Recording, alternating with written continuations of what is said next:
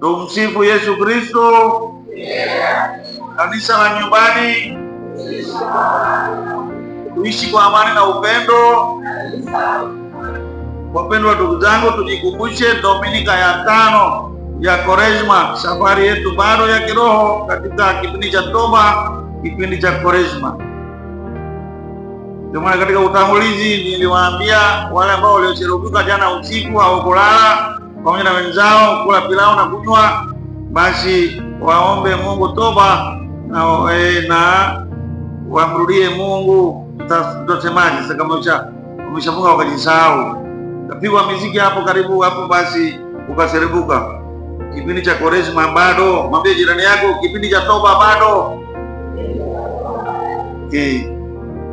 Sasa ukiangalia mtiririko wa Dominika, ujumbe tuliopata Dominika ya 3 ya Kwaresma, tulipata mfano wa mwanamke yule Samaria alienda kuchota maji kwenye kisima cha Yakobo. Yesu akakutana naye. Yesu alikuwa anamsubiri mpaka akasema kwamba yule aliyeniambia maisha yangu yote yamkini si huyu Kristo.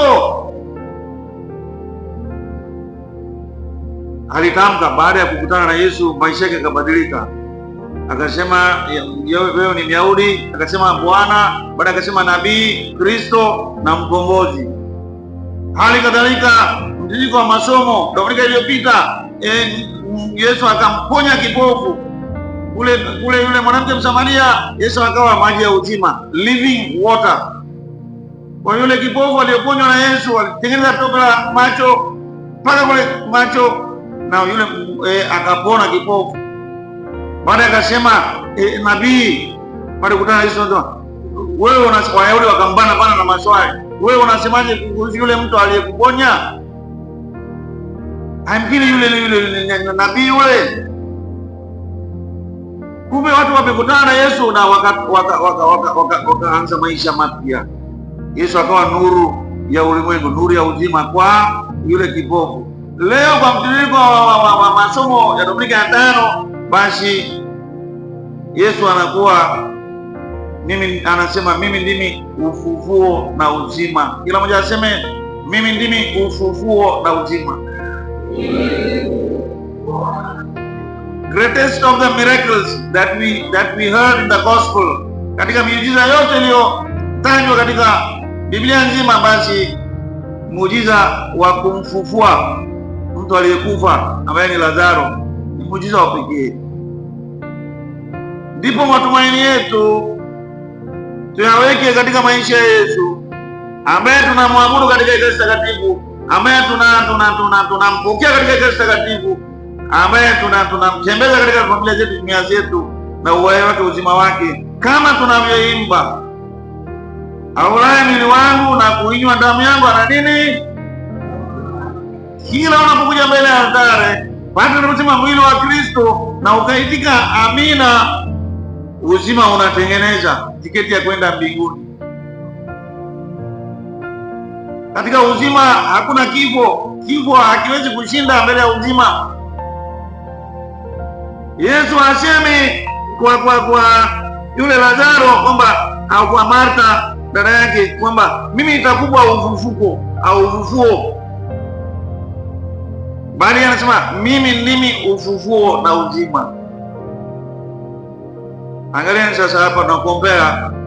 Yesu alipoenda kule kijiji cha Bethania, basi Martha alimkimbilia akasema, Bwana,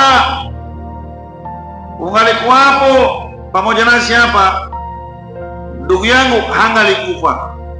Sentensi aliyotamka Martha. Baada ya kuongea naye, Yesu akamjibu kwamba mimi ndimi ufufuo na uzima. Yule ajaye kwangu hataona hatakufa, ajapokufa ataishi, na kila aniaminie na kuishi ataishi milele. Mimi ndimi ufufuo na uzima.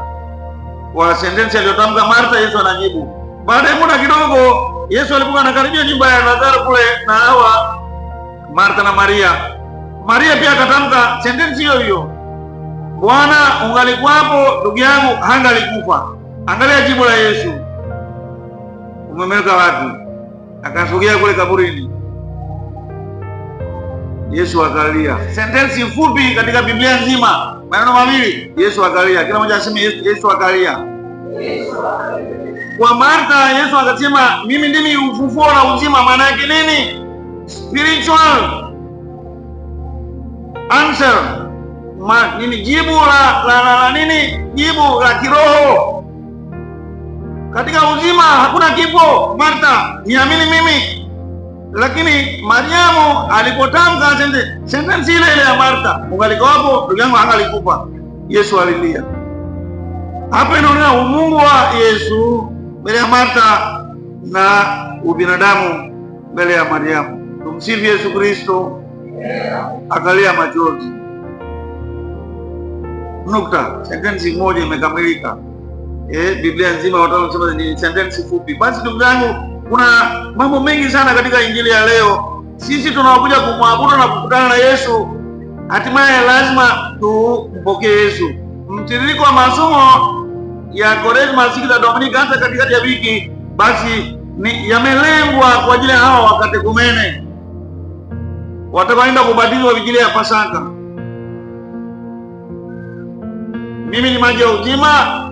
Wakatekumene, Yesu anawaambia mimi ni nuru ya ulimwengu. Nini ambao hamkuonekana, hamkujulikana, kama hamkuwepo katika dunia hii. Yesu anawapatia maji ya uzima. Yesu anaondoa upofu wenu katika imani. Nawapa imani ya Kanisa Katoliki. Nasema mimi nuru ya ulimwengu, nifuateni mimi. Na leo Yesu anasema basi msiogope kifo. Nini unampokea Yesu? Unapobatizwa unakuwa wafuasi wa Kristo, watoto wa Mungu. Mlango unafunguliwa kwa sakramenti zingine za kanisa. Neema inawashukia wakatekumene. Basi Yesu anawaambia mwe na matumaini katika maisha yangu, mimi ndimi ufufuo na uzima. Tumsifu Yesu Kristo. Muujiza si tu kumfufua Lazaro, bali kumfanya awe huru.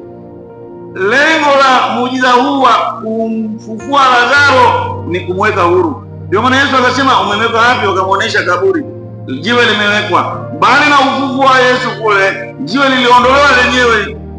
Mungu akaliondoa jiwe kabla Maria Magdalena akuenda kule. Yeye alikuwa na mawazo ya kumpaka Yesu marhamu, lakini jiwe liliondolewa. Hakuna aliyesukuma jiwe.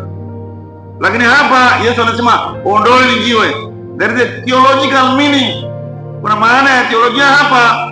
Basi katika maisha yetu ndugu zangu, hapa na pale tunawazika watu kwa maisha yetu wenyewe. Kwa tabia zangu, mwenendo wangu, umbea wangu, nawazika watu. Nawashekelea na wafurahia maisha, kumbe wamefungwa. Labda umewekea dawa, umewatafutia dawa, watu wanafurahia, watu hawafanyikiwi, kumbe wamewafunga. Inawezekana watoto wako, mke wako, mume wako, mambo yapo mengi. Yesu anasema liondoeni jiwe. Anakuambia wewe na mimi, ondoeni jiwe la dhambi ya maisha yako. Dhambi yako imekuwa kama jiwe. Usipoliondoa ile dhambi, basi watu hawaponi kule, familia haiponi, jumuiya unaongoza haiponi, parokia haiponi. Ondoa lile jiwe, liondoeni. Ondoa dhambi zako, uende kuungama. Tumsifu Yesu Kristo. Ukweli usiofichani kwamba si tu Yesu alimfufua Lazaro kutoka kaburi akisema njoo huko nje, Lazaro njoo huko nje, bali leo Yesu anaotoa watu kutoka makaburi yao ya dhambi zao. Namna gani familia hii ilikuwa rafiki? Ikawa Martha, Mariamu na Lazaro, basi wakawa ndugu rafiki wa Yesu. Inawezekana Yesu alikuwa anaenda katika utume kwa ukarimu wa familia. Martha inawezekana alimuona kabisa Yesu akipita, ametoa jasho, anatembea, utume wake. Walimkaribisha, njoo kaa nasi Bwana, lala, tutakutengenezea ugali na maharage, utakula hapa, au tutakutengenezea kitu hapa, ulale, uende safari. Ile familia ikawa karibu na Yesu. Tuwe watu wa karimu. Ujumbe mwingine, tumkaribishe Yesu wakati huu wa Kwaresma. Familia ambazo hazina msalaba, nunua msalaba, bariki msalaba, weka ishara ya ukombozi wetu. Mwambie jirani yako kama ameanza kuchinja mtue, mwambie msalaba ni ishara ya ukombozi wetu. Na muulize msalaba unao nyumbani? Wote wakauliza, nani anajibu? Yule amegongana hapa. Kila familia iwe na msalaba, ishara ya ukombozi. Familia ikae, itulie. Makaburi yatafunguliwa na watu tuliokufa basi tutatoka katika kipindi cha Kwaresma na kuishi katika uzima. Basi ndugu zangu, tumealikwa kumwamini Yesu na muda wote. Angalieni wale waliompenda Yesu, Mariamu na Martha. Lazaro yuko hajiwezi, wakampelekea ujumbe, yule mpendaye hawezi. Kila mmoja aseme yule mpendaye hawezi. Hapa tucheki maombi yetu, tunafanyaje katika maombi yetu? Hawakusema bla bla bla bla katika maombi yao. Ni walikuwa rafiki wa Yesu Kristo, wanampelekea ujumbe, yule umpendaye hawezi. Maana yake yuko karibu kufa. Bwana njoo umpekee mkono, ni maana yake. Yesu akasema, akakawia, hakukawia. Akakawia siku ngapi? Siku 2 zaidi. Zikawa siku ngapi? Siku 4. Wayahudi walikuwa na imani siku ya 3 roho Mungu alimwekea mwanadamu inatengana mwili wake. Siku ya 3, siku ya 4 mwili wa mwanadamu unaanza kuota. Wote walijua kwamba hapa hakuna kitu. Ya marafiki yenu hajaja hapa, basi biashara imeisha. Rafiki na hakuna uwezo kabisa hapo, umekuwa maiti. Nenda nyumbani. Watu wanauziana kule, Yesu anafika siku ya 4. Nafika siku ya 4. Martha anaongea tu mafumbo, ungekuwepo asingekufa. Mimi najua kwamba katika ufufuo na uzima atafufuliwa. Yesu, mimi ndimi ufufuo na uzima. Na Yesu anasema kwamba hakufanya haraka kwenda kule nyumbani kwake. Anasema ugonjwa huu si wa mauti. Kila mmoja aseme ugonjwa huu si wa mauti. Wapendwa ndugu zangu, mara nyingi tunapoumwa tunaona siku zetu zinaisha. Kweli dunia inakwisha. Unaanza kuogopa. Mimi siku fulani nilienda kuzika mtu, nikaangalia kwenye msalaba imeandikwa amezaliwa 54 na mimi nimezaliwa 74. Mbona naelekea sasa, naelekea isiri tu tofauti. Mama naenda kufa kweli. Sasa wewe ulinicheka wewe kuona kule tarehe za watu kwenye msalaba marehemu. Mimi kapata nikamwambia mapade, wakaanza kunicheka kule mapade.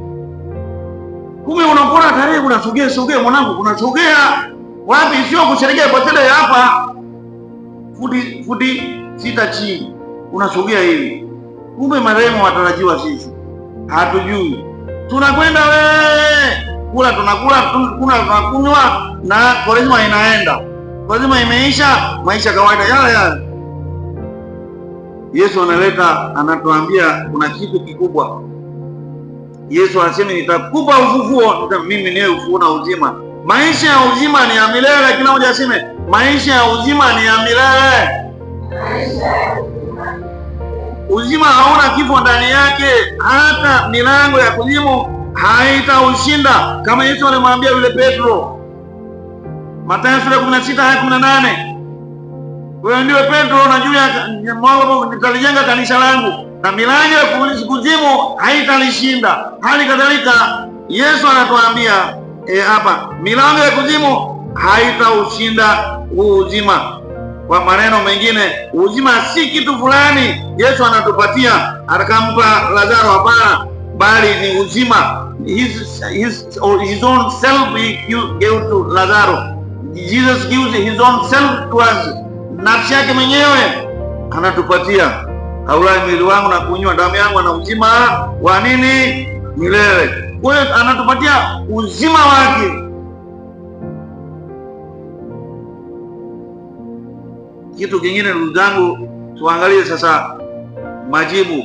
Sasa hapa Injili Yohane sura ya 11 aya 27, Martha akatamka kama yule mwanamke Samaria aliyetamka, kama yule kipofu aliyetamka. Leo Martha anatamka, naam Bwana, nimesadiki ya kwamba wewe ndiwe Kristo, mwana wa Mungu, yule ajaye ulimwenguni. Kila mmoja tutamke maneno hayo, naam Bwana, nimesadiki ya kwamba wewe ndiwe Kristo, mwana wa Mungu, yule ajaye ulimwenguni.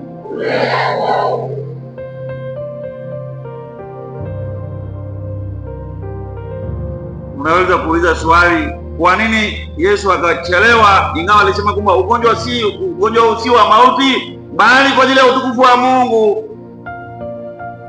ili mwana wa Mungu atukuzwe kwa njia huo ugonjwa. Akakawia. Haya, Yesu alifufuka siku ngapi? Siku ya ngapi? Yesu alifufuka siku ya ngapi? Lazaro alifufuka siku ya ngapi? Alifufuliwa siku ya ngapi? Kuna tofauti kwa makusudi, ili utukufu wa Mungu udhihirike kwa njia ya mwana wa Mungu. Yesu anasema kifo hicho ni ugonjwa. Kama unapoenda hospitali unatibiwa, unarudi nyumbani, hali kadhalika kifo Yesu anakifananisha kwa ugonjwa. Unatibiwa na imani yako katika Kristo, unarudi nyumbani kwa Mungu, unaishi milele. Huu ndio uzima Yesu anatutengenezea. Haya, nauliza swali, tunamaliza hapa. Ukiambiwa unapotoka hapa kanisani Yesu anakutokea, ona uchaji ukaimba vizuri hapa, na Yesu anakutokea hapa getini ya mlango mkuu wa kanisa, anakuambia, mwanangu, unataka kwenda wapi? Kuishi hapa duniani na kwenda mbinguni? Atakuuliza. Najua wengi wenu watajibu kitu gani, wakishaanza kutabasamu hapa. Hii kuamka na kuja hapa kwenye misa, hapa kuja misa na sakramenti hapa nini, potelea mbali. Yesu naomba kwenda mbinguni. Kweli ya uongo? Wengi wenu wale wa nje hawajui wanakwenda wapi, maskini Mungu. Sasa Yesu anawauliza, unakwenda wapi mwanangu? Unataka kubaki hapa au unataka kwenda mbinguni? Wengi watasema mbinguni, kwa sababu nataka kwenda mbinguni, kwa sababu basi hapa ya kuja hapa na kutangaza neno, kwa ajili ya misa, kuimba, kule furaha tu, kuimba tu haleluya, basi kule mbinguni. You are very happy life in mbingu. Lakini mwanangu, haya uliyaishi yatakupa funguo ya kwenda mbinguni? Hapa ndio shida. Umewafunga watu wangapi? Mawe mangapi umeziba kwenye kaburi la watu? Je, dhambi zako zimetakaswa kwenda kuishi milele? Lakini kuna funguo yake hapa kanisani, Ekaristi Takatifu. Wale wasiopokea Ekaristi Takatifu wana vizuizi, kuungama, funga ndoa, pokea sakramenti. Kila unaposema mwili wa Kristo amina, uzima wako unatengeneza njia moja kwenda mbinguni. Mungu atujalie neema, tujitakase, tuishi maisha ya toba, tushiriki kamilifu katika mateso ya Yesu. Atukuzwe Baba na Mwana na Roho Mtakatifu.